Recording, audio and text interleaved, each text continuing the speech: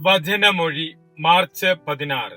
വചനഭാഗം എഫേസ്യർ 4:1-6, ലൂക്കായുടെ സുവിശേഷം 17:1-6.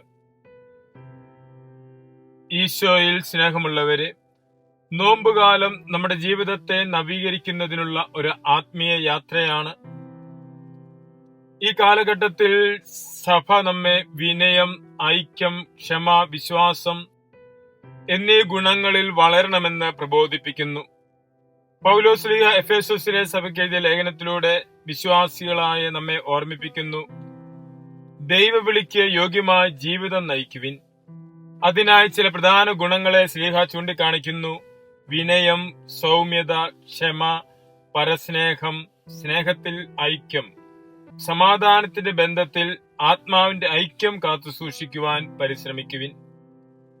ക്രിസ്തീയ സമൂഹത്തിന്റെ ശക്തി ഐക്യത്തിലാണ്.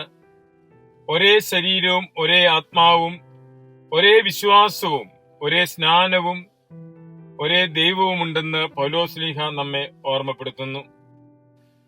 ലൂക്കാസ്ലീഹയുടെ സുവിശേഷത്തിൽ നിന്നുള്ള വചനഭാഗത്ത് ക്ഷമയും വിശ്വാസവും ആർജിക്കുവാൻ പ്രത്യേകമായിട്ട് തിരുവചനം നമ്മെ ക്ഷണിക്കുന്നു. ഈശോ പറയുന്നു: നിന്റെ സഹോദരൻ പാപം ചെയ്താൽ അവനെ ശാസിക്കുവിൻ, അവൻ മാനസാന്തരപ്പെടുകയാണെങ്കിൽ അവനോട് ക്ഷമിക്കുവിൻ. അവിടുന്ന് വീണ്ടും പറയുന്നു: ദിവസത്തിൽ 7 പ്രാവശ്യം പോലും ഒരുവൻ പാപം ചെയ്ത് തിരിച്ചു വന്ന് എനിക്ക് ഖേദമുണ്ട് എന്ന് പറഞ്ഞാൽ നീ അവനോട് ക്ഷമിക്കണം. ക്രിസ്തീയ ജീവിതത്തിന്റെ വലിയ വെല്ലുവിളിയാണ് ഈശോ പറയുന്നത്. മനുഷ്യന് ക്ഷമിക്കുക എളുപ്പമല്ല. അതുകൊണ്ടാണ് ശിഷ്യർ ഈശോയോട് അപേക്ഷിക്കുന്നത്: ഞങ്ങളുടെ വിശ്വാസം വർദ്ധിപ്പിക്കണമേ എന്ന്. ഈശോ മറുപടി പറയുന്നു: കടുകുമണിയോളം വിശ്വാസമുണ്ടെങ്കിൽ നിങ്ങൾ ഈ മരത്തോട് കടലിൽ ചെന്ന് നിലയുറപ്പിക്കാൻ പറഞ്ഞാൽ അത് നടപ്പിലാകുമെന്ന്. ഇത് വിശ്വാസത്തിന്റെ മഹത്വം വ്യക്തമാക്കുന്നു.